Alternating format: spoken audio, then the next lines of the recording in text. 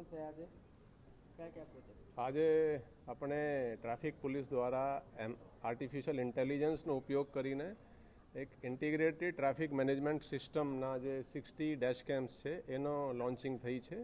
એ 29 ગાડીઓ ઉપર ડેશ કેમ લાગ્યા છે અને 31 એ લોકો પોલીસવાળા ફિઝિકલી એ લોકોને લઈને ડેશ કેમ લઈને એ યુઝ કરશે.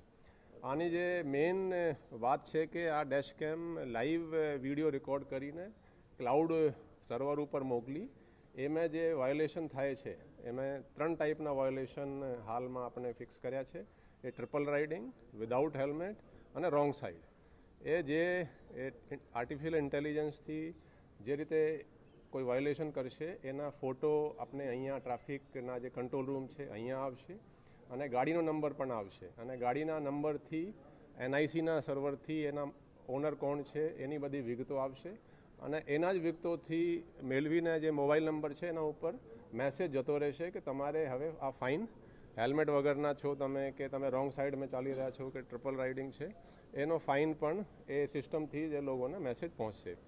એના અમુક 5-1 કેમેરાથી આપણે પાયલટ લોન્ચ કર્યા હતા, એ સક્સેસફુલ થયા છે અને આજે શહેરની અંદર કઈ કઈ જગ્યાએ નહીં, એ 29 ગાડીઓ ઉપર છે, જુદી જુદી પૂરા આખા અમદાવાદમાં ફરશે અને વિડીયો રેકોર્ડ કરશે. તો હું તમામને અપીલ કરું છું કે રોંગ સાઈડમાં પણ નહીં ચાલવાનું અને હેલ્મેટનો પણ ઉપયોગ કરો, કેમ કે ગમે ત્યારે આના તમે જો એના રેકોર્ડિંગમાં આવશો તો તમને આનો મેસેજ મળશે કે તમારે ફાઇન ભરવાનું છે અને રેકોર્ડ થઈ જશે. સર, સીધી એક ટ્રાફિક પોલીસનું થતું હતું એમાં પણ ઘટાડો થઈ જશે એવું? દેખો, આ જે છે હ્યુમન ટુ હ્યુમન ઇન્ટરફેસ એમાં છે જ નહીં.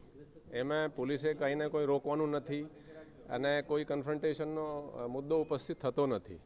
એટલે આ એક બહુ સારા આપણે ટેકનોલોજીનો ઉપયોગ કરીને ટ્રાફિક માટે આ ઉપયોગ કરવાના છીએ.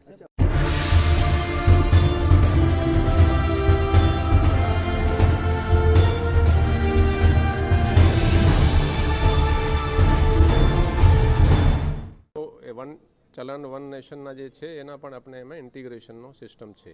અને આજે હું એક મહત્વનો ડિક્લેરેશન કરવા માંગુ છું. ઘણી બધી આપણે શિકાયતો મળતી હતી કે ઓટો રિક્ષાઓમાં જે પેસેન્જરો પાસેથી જે ઓટો રિક્ષાવાળા છે એ પૈસા બહુ વધારે લે છે, કોઈ સિસ્ટમ નથી. 1 જાન્યુઆરીથી જે ઓટો રિક્ષામાં જો મીટર નહીં લગાડવામાં કોઈ ઓટો રિક્ષાવાળા જે મળશે તો એના ઉપર પોલીસ ફાઇન કરશે અને બીજા ફાઇન પછી એના પરમિટ ભંગનો એ કેસ કરવામાં, પરમિટનો કેન્સલ થશે અને પછી ડિટેન કરવામાં આવશે. એટલે આ ડિસેમ્બર માસ છે, અત્યારે હું તમામ ઓટો રિક્ષાવાળાના ડ્રાઈવર અને ઓનર્સને અપીલ કરું છું કે તમે એમાં મીટર લગાડો. અને ઇન્ટરેસ્ટિંગ વાત શું છે કે દર વર્ષે જે ઓટો રિક્ષા છે એનું રિન્યુઅલ થાય છે RTOમાં.